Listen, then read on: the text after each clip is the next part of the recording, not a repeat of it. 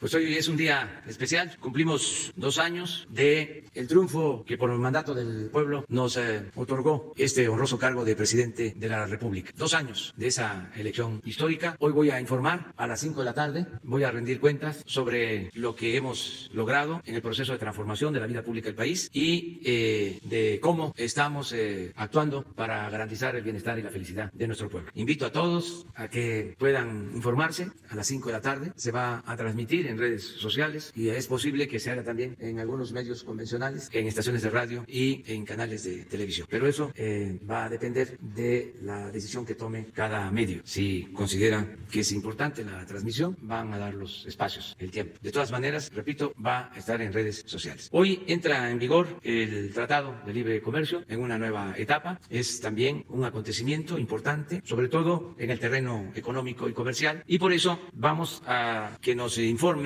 los responsables del gabinete de preparar las condiciones para que inicie el tratado con Canadá, con Estados Unidos, cumpliendo todos los procedimientos legales. Queremos agradecer mucho a los integrantes del Poder Legislativo porque no solo se aprobaron las leyes fundamentales, el mismo tratado, sino también leyes complementarias. No tenemos nada pendiente. México cumplió en tiempo y forma. Por eso nos va a ampliar la importancia de las modificaciones legales el licenciado Julio Scherer Ibarra, que es el consejero jurídico de Presidencia. Va también a intervenir la doctora Graciela Márquez, secretaria de Economía, y el secretario de Relaciones Exteriores, Marcelo Ebrard. Los tres van a exponer sobre este tema y luego abrimos para las preguntas y las respuestas.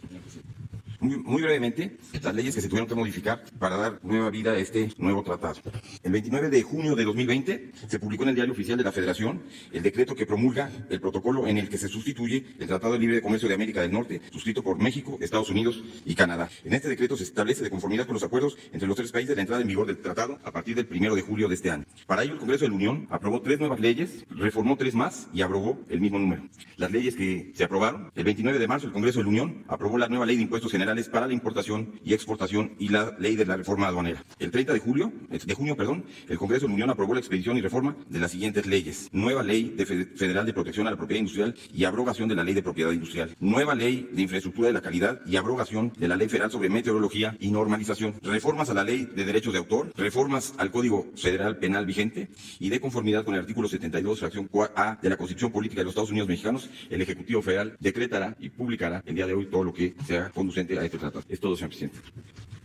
Con su permiso, presidente. Buenos días a todas, buenos días a todos. Es para mí un gusto estar aquí para recordar que el primer minuto de este día, el 1 de julio de 2020, entra en vigor el Tratado Comercial entre México, Estados Unidos y Canadá. Se trata de una continuidad y al mismo tiempo una modernización de lo que había estado vigente desde el 1 de enero de 1994, el TELECAN. En ningún momento dejamos de tener, en estos meses de negociación e implementación, no dejamos de tener esta relación comercial con los Estados Unidos y Canadá basados en un tratado, sino que por el contrario, a medianoche se sustituye un tratado por el otro. El TEMEC, como sabemos, es el resultado de un proceso de modernización del tratado que teníamos vigente, que permitió actualizar las reglas, unas reglas que nos permitirán hacer frente a los retos del siglo XXI. La parte que se moderniza es una parte que incorpora nuevos aspectos y hay una parte muy significativa que en la actualización de las reglas incluye nuevas áreas, nuevos capítulos que contemplan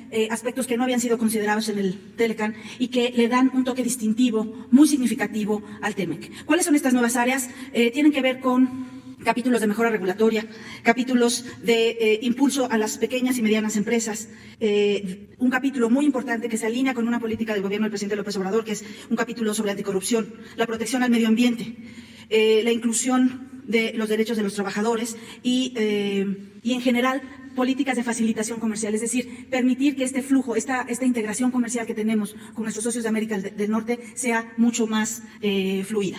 Así pues, es un tratado que le da continuidad al tratado que teníamos, pero sobre todo lo hace más incluyente. Y ese es un aspecto a destacar y un aspecto que se alinea con las políticas de desarrollo que se impulsan en este gobierno. Creemos por eso que es una palanca de desarrollo, no para obtener los mismos resultados. Es una palanca de desarrollo porque vamos a obtener resultados en el que más regiones, más sectores, más mercancías y sobre todo más grupos sociales se beneficien de los frutos del comercio internacional. Quisiera nada más cerrar y decir que el comercio internacional es muy importante para la economía mexicana y también por eso constituye esta entrada en vigor del tratado entre México, Estados Unidos y Canadá una palanca para enfrentar los retos económicos que ha puesto a la economía mexicana el COVID-19. Decir que casi 3/4 partes del PIB lo representa el comercio internacional. Entonces, sabemos que esta integración en América del Norte, una integración comercial, una integración productiva, servirá para salir adelante de estos efectos económicos del COVID, pero sobre todo que nos generará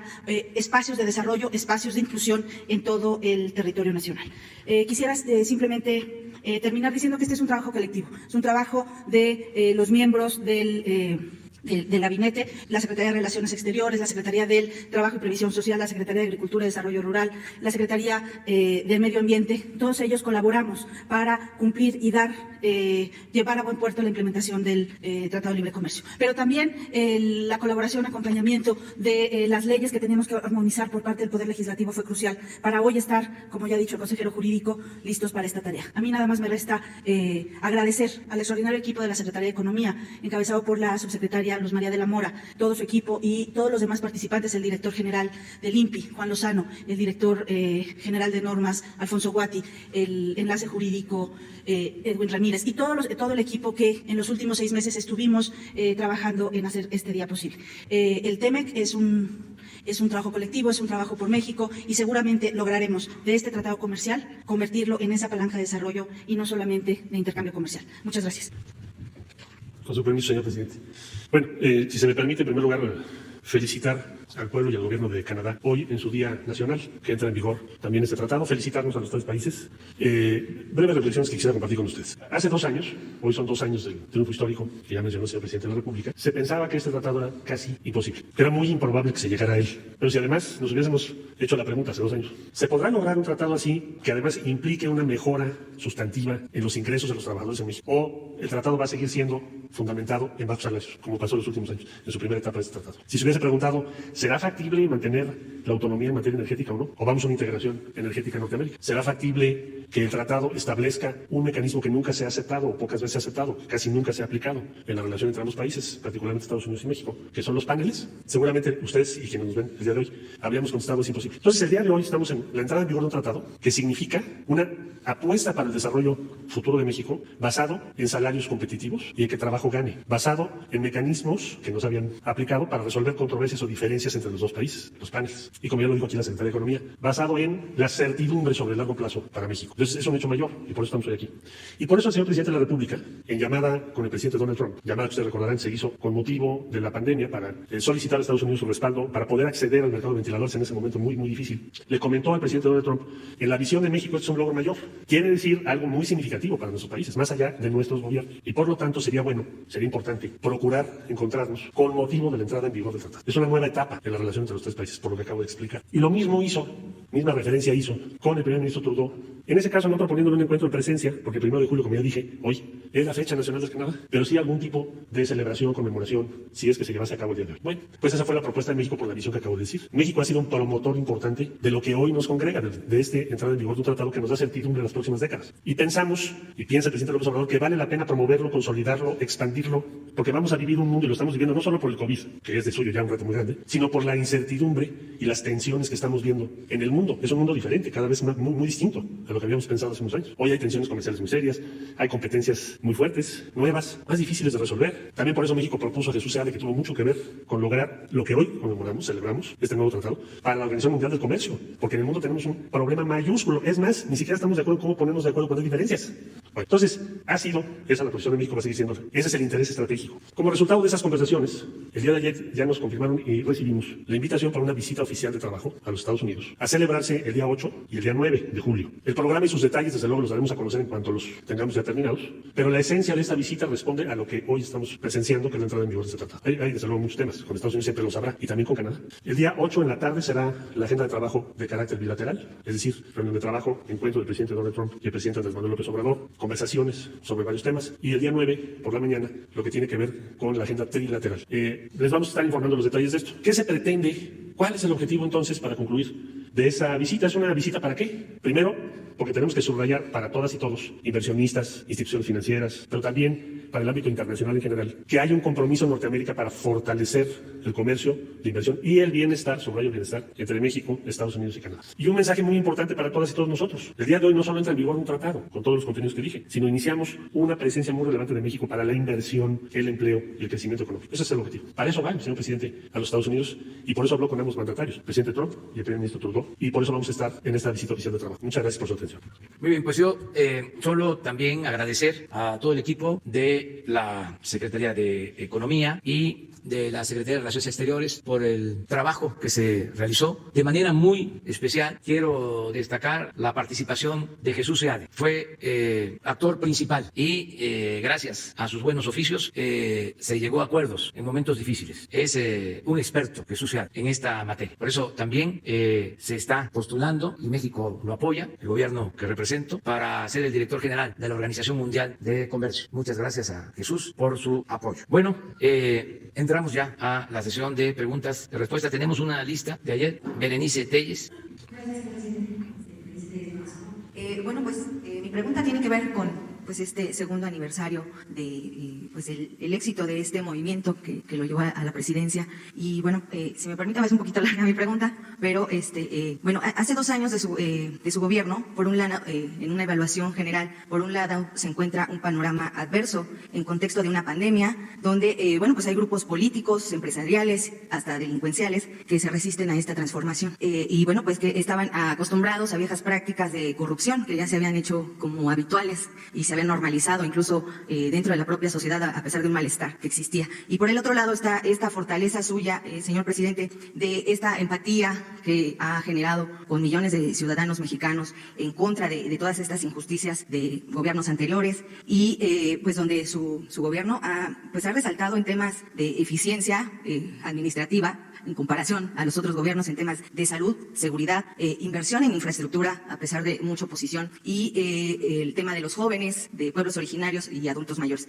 En todo este panorama general, que así, de manera muy, muy general estoy planteando, quisiera que usted nos dijera a los mexicanos, siempre usted ha apelado a la conciencia social y a la participación de todas estas gentes con las que ha generado empatía. ¿Qué sigue? ¿Qué tareas hay para estos ciudadanos en este contexto donde por un lado se ve ir la oscuridad y por otro, hoy se está celebrando además la entrada en vigor de un tema tan importante como el tratado? Esa es mi pregunta. Pues estamos cumpliendo en efecto 2 años del triunfo. Creo que el resultado es bueno a pesar de los pesares. No quiero presumir, no me corresponde evaluar, pero en redes sociales hay un texto de una ciudadana que dice: nos tocó el peor momento, estamos atravesando un mal momento con el mejor gobierno. Eso es lo que muchos piensan. Yo creo que el resultado es bueno. Las mismas encuestas de los medios, no las que nosotros mandamos a hacer, porque ya eso se terminó, nos están favoreciendo. Tenemos más aprobación que el porcentaje de votos que obtuvimos hace 2 años, más reconocimiento del pueblo. Y eso es lo más importante, el apoyo de los ciudadanos. Hoy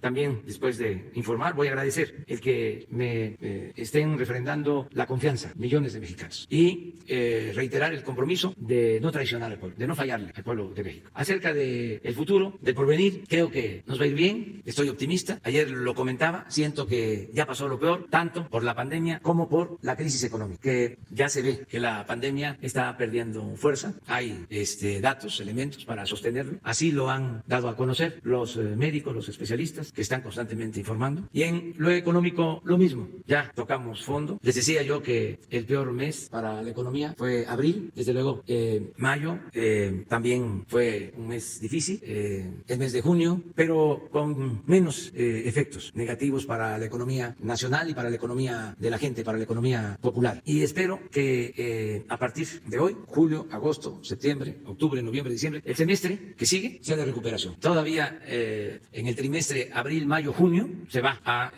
reflejar la caída. Esto porque se van a dar a conocer resultados por el INEGI sobre crecimiento económico, sobre todo, y se va a registrar ahí la caída de la economía, pero vamos hacia arriba, vamos saliendo. También estoy muy satisfecho porque hemos protegido frente a estas calamidades, tanto de la pandemia como de la crisis económica, a la población más pobre, a los más débiles. Hemos destinado presupuesto como nunca a apoyar a los de abajo. Y esto ha ayudado a temperar, a que no se sienta tan fuerte la crisis económica. Hoy mismo estamos iniciando la dispersión de cerca de 50,000 millones de pesos para entregar de manera anticipada pensiones por 4 meses a más de 8 millones de adultos mayores y a cerca de 800,000 niñas y niños con discapacidad. Y vamos a seguir apoyando. Entonces, es bueno el balance, pero me gustaría que nos acompañaran, que escucharan el informe, que vieran el informe a las 5 de la tarde. Como estamos ya en temporada de lluvia, no lo vamos a hacer en el patio, lo vamos a hacer en el recinto en el que se aprobó la Constitución Liberal de 1857, en ese recinto histórico. También para que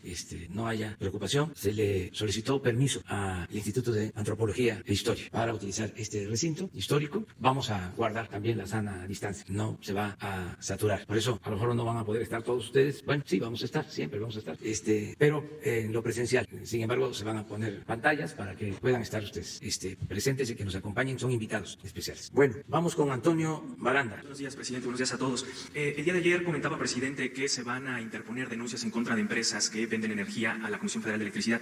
Me gustaría que abundara sobre este tema, es decir, qué empresas son las que estarían involucradas, en qué conductas habrían incurrido y específicamente preguntarle si los convenios presuntamente fraudulentos a los que hizo mención el día de ayer son de la pasada administración, son previos a la reforma energética y si están involucrados funcionarios de la CFE o de órganos autónomos. Sí, vienen de tiempo atrás estos contratos que nosotros consideramos fraudulentos. Fueron contratos pantalla porque se hicieron licitaciones, se estableció un precio por el pago de la energía que la Comisión Federal de Electricidad le compra a las empresas particulares, pero era nada más la formalidad, la pantalla, la faramalla, porque de inmediato entraba un anexo con otra tarifa en la que se le tenía que pagar más a las empresas particulares, la mayoría empresas extranjeras y destacadamente empresas españolas. Esto se repitió durante mucho tiempo, antes de la llamada reforma energética y después de la reforma energética. Entonces, a todas luces se trata de un fraude a la hacienda pública y se están preparando las denuncias para proceder en contra de los responsables que deben considerarse en estas acusaciones a funcionarios de la Comisión Federal de Electricidad y a los dueños accionistas de estas empresas. Funcionarios de la Comisión Federal de Electricidad, consejos de administración, si ellos dieron estas autorizaciones, y los que resulten responsables. ¿Órganos autónomos en este ramo hay, presidente? Si participaron, sí. Si avalaron este tipo de fraude. Entonces, lo que queremos es ponerlo de manifiesto, que la gente lo sepa, porque se engañó durante mucho tiempo al pueblo, hablando de que se le daba subsidio a los consumidores, cuando el subsidio se le entregaba a estas empresas, cosa que no sucede en ningún país del mundo. Subsidio no solo por pagarles altas tarifas, subsidios también por no cobrarles el costo de la distribución de la energía eléctrica, el uso de las líneas de transmisión de energía eléctrica. Y también subsidio porque se permitía que aunque no entregaran el 100% de la energía, aunque entregaran el 40%, se les pagaba el 100%. Entonces todo eso es lo que se va a ventilar, que quede completamente claro, que todos lo entendamos. Afortunadamente ahora hay esta posibilidad de informar. No lo voy a decir hoy en el informe, pero lo digo ahora. Esto es totalmente nuevo, esto es parte de la transformación. El que todos los días estemos informando. Nunca se había garantizado tanto el derecho del pueblo a la información como ahora. Entonces vamos a explicar en qué consistían estos contratos, porque no es un asunto nada más jurídico o de tribunales. Es un asunto que tiene que ver con la moral pública, que tiene que ver con la corrupción y que no podemos nosotros ser cómplices, mucho menos tapar estas irregularidades, por decirlo suavemente. Entonces, explicarlo bien importa mucho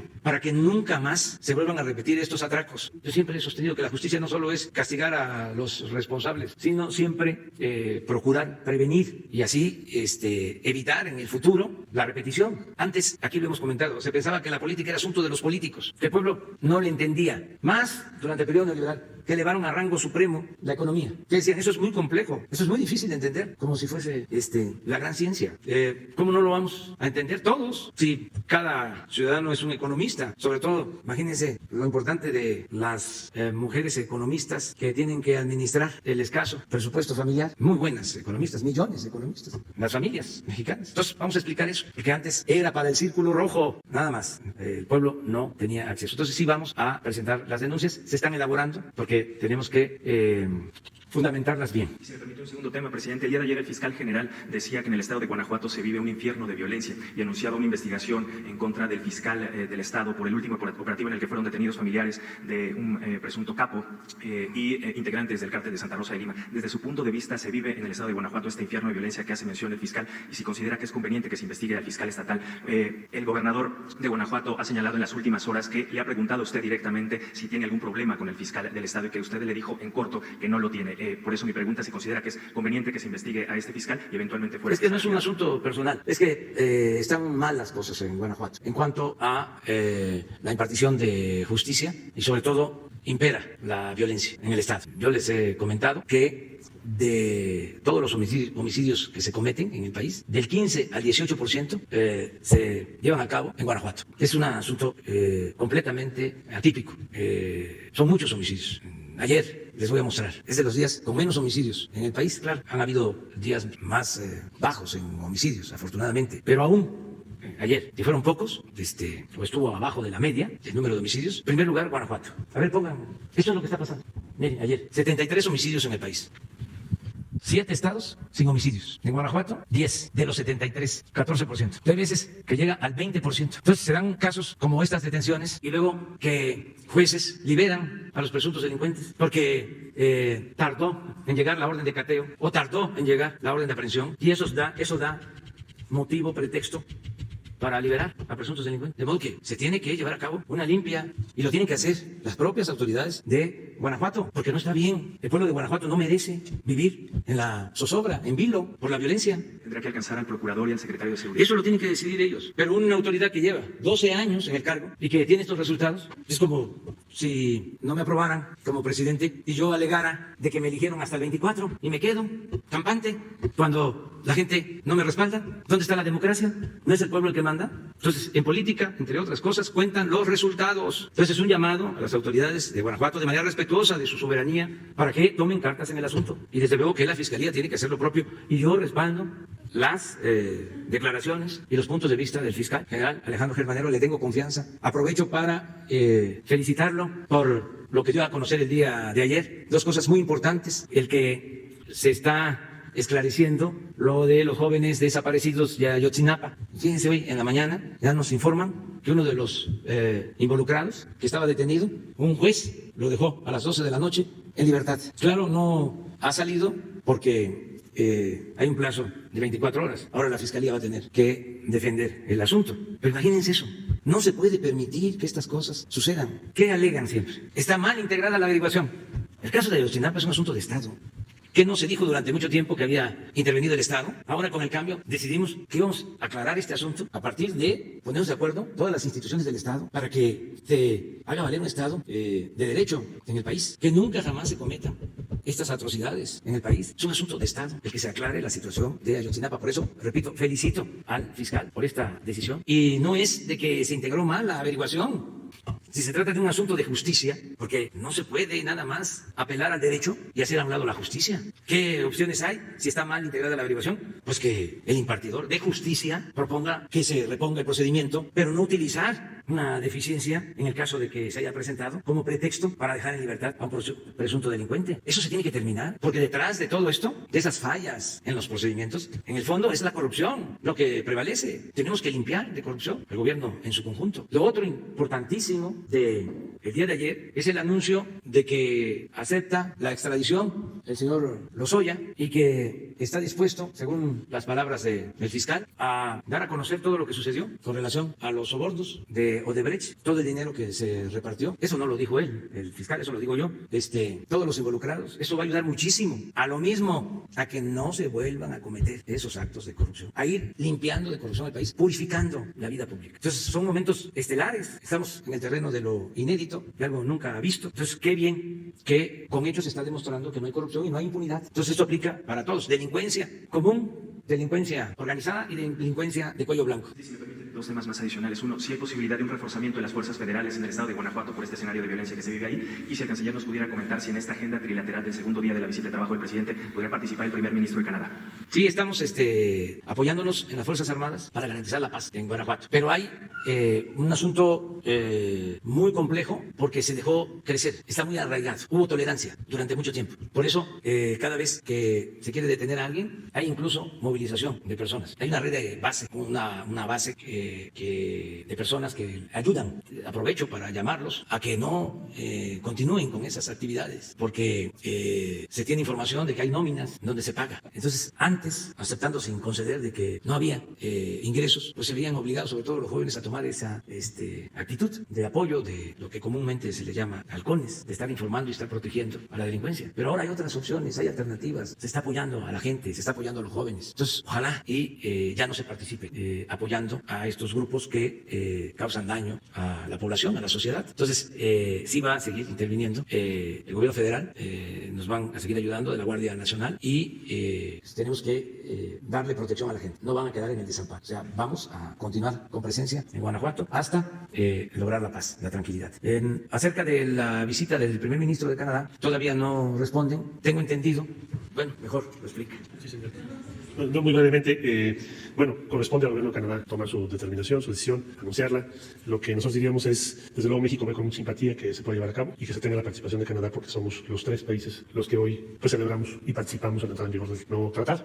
Entonces, suponemos que en el transcurso de las próximas horas, y si no días, el gobierno de Canadá dará a conocer cómo va a participar, si va a participar o no, y sus decisiones. Pero celebraríamos mucho que estén en este encuentro entre los tres países. Sharon Monterrubio. Gracias, buenos días. De Canal 14 del SPR. Primero, sobre Ayotzinapa, ¿hasta dónde llegó la mentira histórica? ¿Y qué implicaciones políticas tiene que Emilio Lozoya, el exdirector de Pemex, finalmente haya aceptado ser extraditado? Y otra pregunta, de acuerdo a la encuesta telefónica de ocupación y empleo, el trabajo informal alcanzó 51.8% de la población activa. Considera más bien que es suficiente los apoyos que otorga el gobierno, y cuáles serían los perfiles que están pendientes por atender, además de qué manera el TEMEC apoya en la situación de mejorar los empleos. Sí, en el caso de la cuestión económica, de lo que preguntaste al final, estamos atendiendo a quienes se buscan la vida como pueden en la calle, de manera honrada, por eso hay que decirlo, gente trabajadora, gente honesta, que tienen necesidad. Si no funciona durante décadas como ha pasado la llamada economía formal, pues fue creciendo la economía informal. La gente decide obtener su sustento en sus casas, ponen ahí la venta de comida o de cualquier mercancía. Nuestro pueblo es un pueblo trabajador, luchón. Hay que tomar en cuenta eso. A veces los conservadores solo se dedican a criticar a los que trabajan en la calle. Quisieran que no existieran. Pero si no es por eso, imagínense, si la economía formal no crece, la gente ha tomado sus decisiones para tener ingresos. Y sí, en efecto, el peso de la economía informal en México es mayor que en otros países. Por eso tenemos que pensar en el empleo de la economía formal y también en los que no tienen empleo en la economía formal. Muchos, millones. Entonces, los créditos que se están dando, por ejemplo, incluye a integrantes de la economía formal, pero también la mayoría son miembros de la economía informal, comerciantes. Ahora estamos ayudando a tianguistas, se está ayudando a taxistas, a quienes se dedican a las artesanías, a distintas actividades se les está apoyando y lo vamos a seguir haciendo siempre.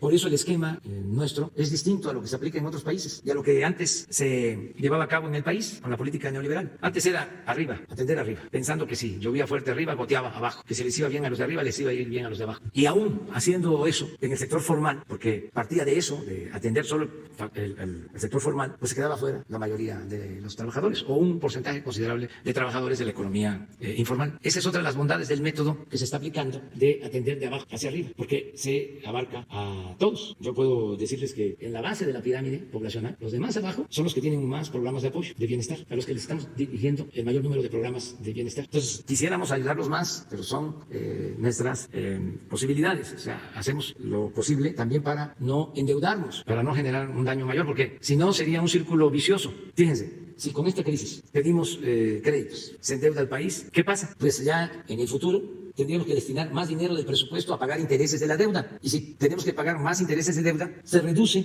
el presupuesto que podemos destinar de manera directa al bienestar de la gente. Entonces, lo que estamos haciendo es liberar fondos con austeridad, no permitiendo la corrupción, y esto nos está funcionando. Pero siempre vamos a buscar ayudar de abajo hacia arriba. Sharon, ¿tu otra pregunta? Sobre Ayotzinapa y la mentira histórica, precisamente, se construyó toda una narración para implicar a los propios estudiantes en el tráfico de drogas.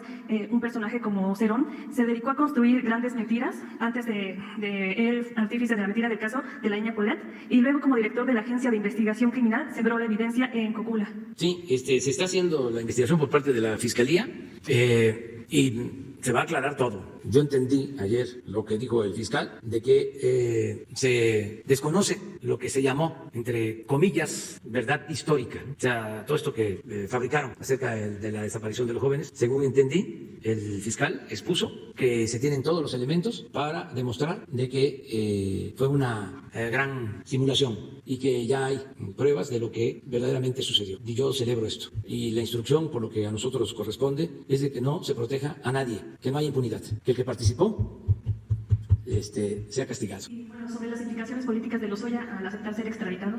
Pues eso también va a ayudar mucho, porque seguramente él va a declarar que está, según entiendo, aceptando la extradición por un acuerdo con la Fiscalía para lograr algunos beneficios en cuanto a su posible consignación y condena, aportando información. Es decir, dando a conocer lo que sucedió. Esto es muy importante. Daba mucha vergüenza, por ejemplo, que en otros países, por el caso de Odebrecht, estaban en la cárcel altos funcionarios, hasta presidentes. De nuestro país, nada absolutamente. O sea, campeones en impunidad. Entonces, que esto, aún con el tiempo, se aclare, se repare ese daño, va a ayudar mucho a sanear la vida pública del país. ¿Qué sucedió?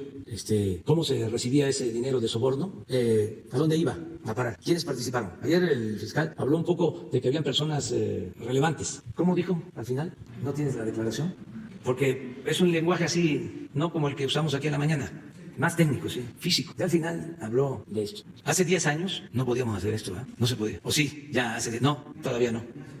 Sí, nos desesperamos de que, ¿cómo decimos? Está muy lento el internet. Y antes era el telegrama. ¿Cómo?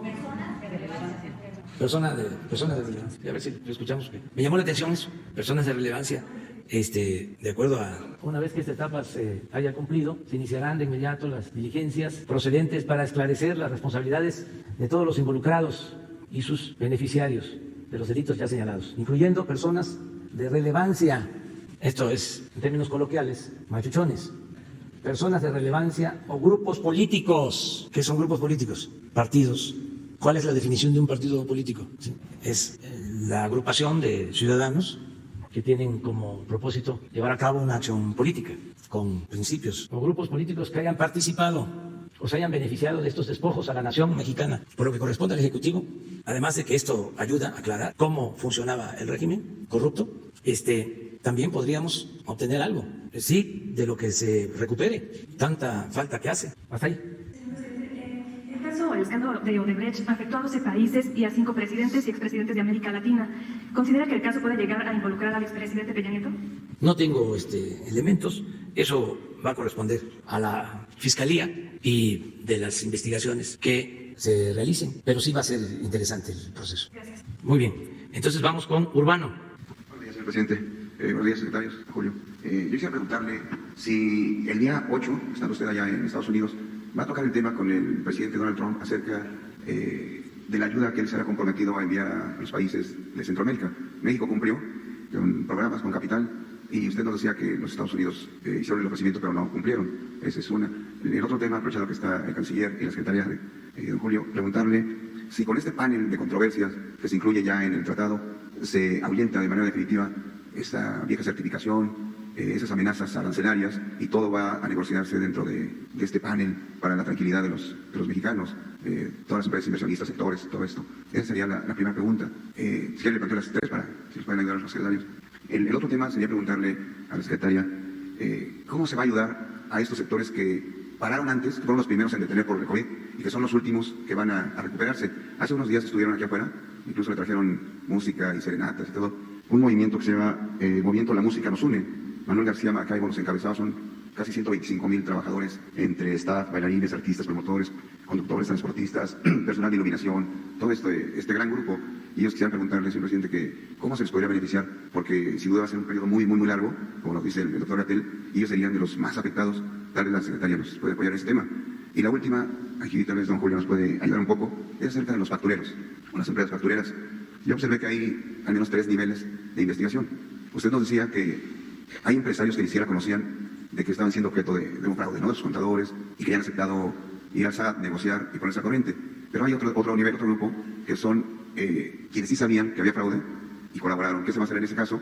Y más allá, ¿qué se va a hacer con los despachos jurídicos, con los despachos contables que existen? Usted seguramente tiene el reporte ya de todos ellos. Algunos de ellos incluso son de personajes que en el pasado fueron sus persecutores, que son abogados muy afamados, pero que siguen vigentes. ¿Y ahí qué se va a hacer?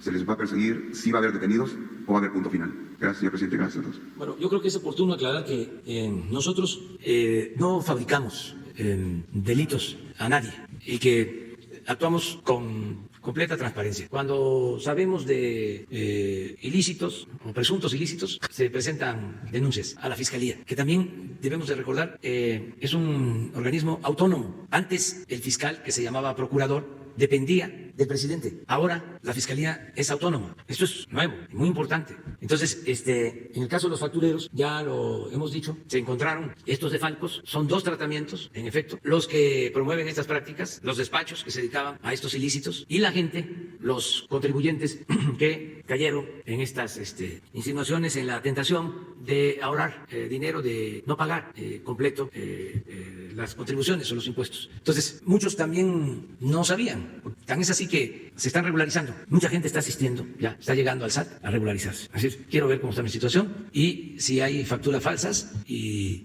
tengo que corregir, lo hago. Entonces, ese es el plan. Pero sí son 2 tratos. En el caso de los autores intelectuales, de los que promovieron este sistema de defraudación a la hacienda pública, son demandas penales. Esto Julio lo puede explicar. Acerca de lo del tratado, una de las cosas importantes es que son reglas claras. Ya no pueden haber cierres de frontera o aumento en aranceles de mercancías sin un procedimiento de tipo legal, con los famosos paneles donde participen los 3 países, representantes de los 3 países. Entonces esto nos da mucha certidumbre, incluso hasta para las cuestiones laborales. No es que venga una inspección y no se está cumpliendo con la ley laboral del país o hay maltrato a los trabajadores y de inmediato se cierra esa empresa o se cierra toda la rama productiva, no solo de la empresa, sino de toda una actividad productiva. Por ejemplo,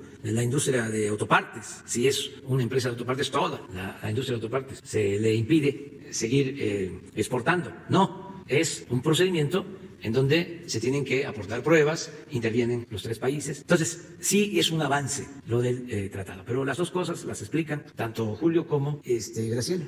Mucho gusto, presidente. El presidente de la República instruyó tanto al SAT como a la Procuraduría Fiscal que hicieran una revisión de las empresas para ver cuáles se relacionaban con posibles empresas que se dedican a la facturación. No solo son empresas, sino también son despachos que tienen esta actividad ilícita. Se le presentó al presidente una lista de empresas que están perfectamente relacionadas, despachos que están relacionados, y infinita cantidad de personas que han hecho uso de las facturas falsas. Como bien dice el presidente, en el caso de los operadores, de los que ofrecen la factura, saben que están cometiendo un ilícito, porque esa factura va a ser para quitarle ingresos al gobierno federal. Entonces se determinó presentar denuncias penales, ya se presentaron 5 denuncias penales en contra de los factureros y a las personas que de buena voluntad utilizaron sin saberlo las facturas y que quieran regularizarse, se les invitó y se les está invitando a que pasen al SAT, que cubran sus impuestos y con los convenios que tiene el SAT muchas veces se van a regularizar sin llegar ni al crédito fiscal ni a la denuncia penal. Básicamente eso es lo que se hizo. Por supuesto se tiene una investigación sobre todos, no se va a dejar a nadie impune si se encuentra que vendieron las facturas o sabiendo que había un ilícito, compraron estas mismas. Es todo, muchas gracias. Los despachos, don Julio, ¿ahí qué tratamiento se les daría? ¿En el caso de qué? De los despachos contables y jurídicos. Es la misma situación. Lo mismo. Tanto despachos contables como despachos de abogados se dedicaron también a esta actividad y también van a ser denunciados. Perfecto.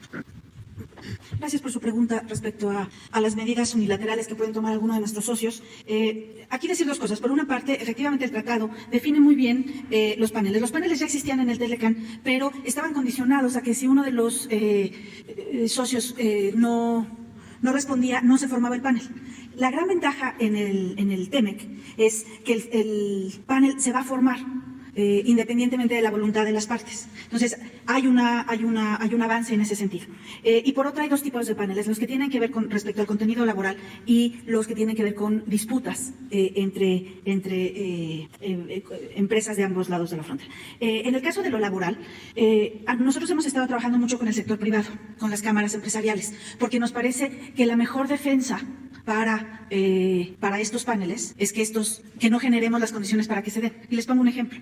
Había mucha preocupación porque había noticias que Estados Unidos o algunas empresas en Estados Unidos iban a demandar por el trabajo infantil y el trabajo forzoso. Y cuando los empresarios nos llamaron alarmados a la Secretaría diciendo que venían miles de demandas por estos temas, pues la respuesta era muy sencilla. Está mal que haya trabajo infantil y trabajo forzado en México. Tenemos que cumplir con la ley. Y por eso, digamos, y eso es ayer algo que reflexionaba en una de las entrevistas, es también este tratado se alinea con los programas prioritarios del gobierno. Hoy los niños en México tienen becas a todos los niveles de gobierno, justamente para que no tenga que estar en los campos agrícolas, justamente para que no haya trabajo forzado. Entonces, lo mejor que podemos hacer para nuestra estrategia en los paneles es prevenir que haya democracia sindical. Pero eso es algo que este gobierno debe impulsar con el TEMEC o sin el TEMEC. Que se respeten los derechos de los trabajadores. Pues imaginen un gobierno que no quiera que se respeten los derechos de los trabajadores. Bueno, este gobierno está decidido y el trabajo conjunto que hemos hecho con la Secretaría Alcalde en el sentido de avanzar y poner en vigor todo lo dispuesto por la Ley Federal del Trabajo.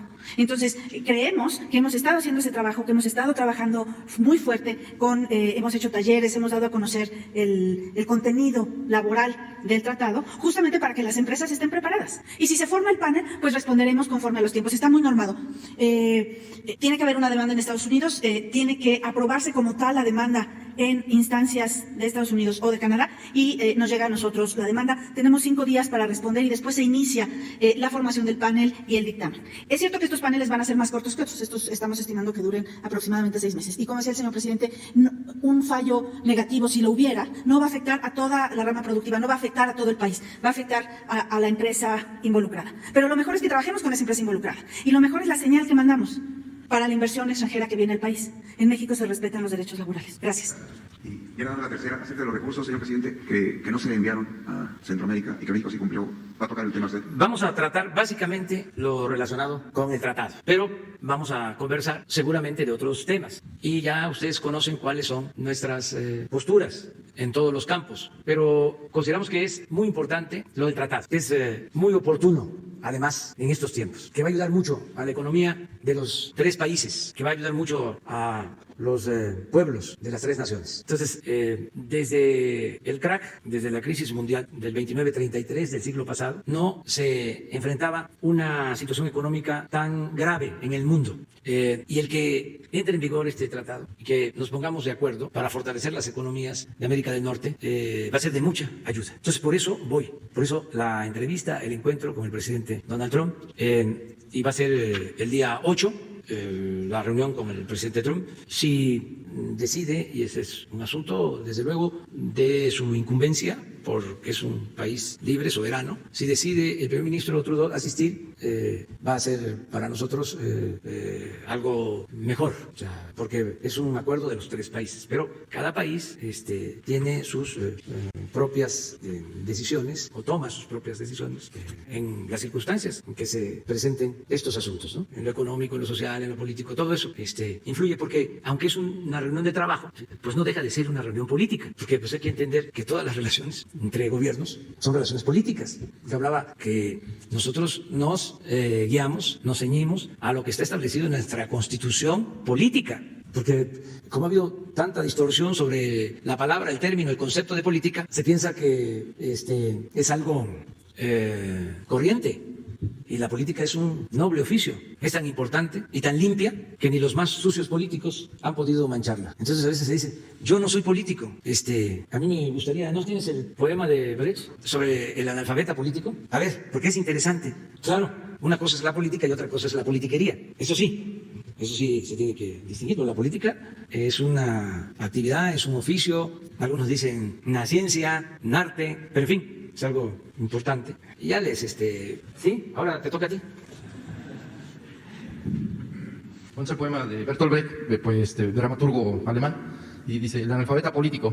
El peor analfabeto es el analfabeto político. No oye, no habla, ni participa en los acontecimientos políticos. No sabe que el costo de la vida, el precio del pan, del pescado, de la harina, del alquiler, de los zapatos o las medicinas dependen de las decisiones políticas. El analfabeto político es tan burro que se enorgullece e hincha el pecho diciendo que odia la política. No sabe, el imbécil, que de su ignorancia política nace la prostituta, el menor abandonado y el peor de todos los bandidos, que es el político trapacero, granuja, corrupto y servil de las empresas nacionales y multinacionales. Entonces no hay que ser analfabeta político.